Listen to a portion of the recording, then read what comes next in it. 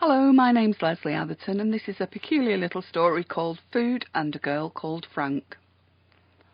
A cold and bloody congealed murder had taken place at the chocolate factory. Of all places to be at that moment, just when Frank had begun the terrifying process of giving up sugar as an attempt to stave off the worst and most repellent effects of perimenopause, this was the worst, or the best. Frank had arrived on the scene as chief investigator, and her first sight of the body had confirmed what she'd suspected from the moment she heard about the peculiar slaughter. The chocolate that had been dripped and spiderweb all over the bloodied corpse did not sugarcoat the situation in any way. Frank had the opportunity to back away, but didn't, being as compelled and enticed by the chocolate as she had been repulsed by the body.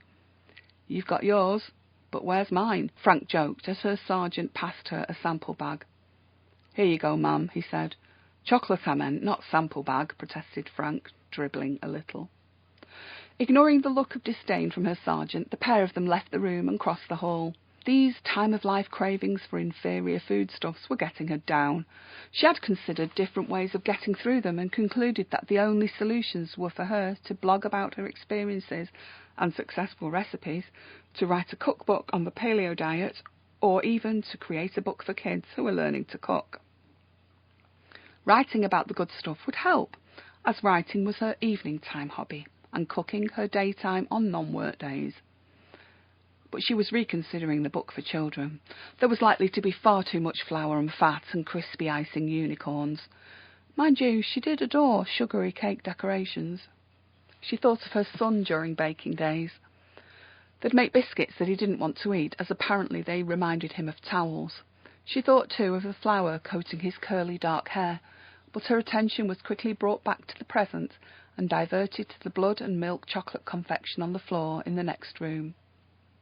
It was also diverted by a blood-bubbling shriek that emanated from the officer allotted to stand guard on the body.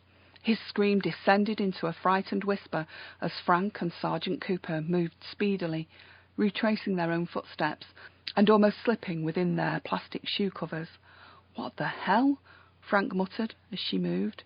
"He's unstable, ready to lash out," shouted the guard constable, and their eyes were all drawn to the patch of rust stains on the carpet.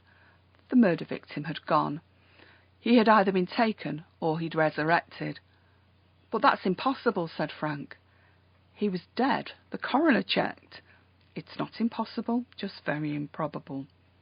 "Why do you always manage to refer every murder scene back to that self-same quote from Sherlock Holmes?" "I don't know, ma'am."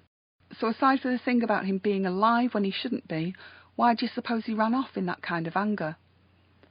"I think," her assistant said, "that gentlemen prefer scones."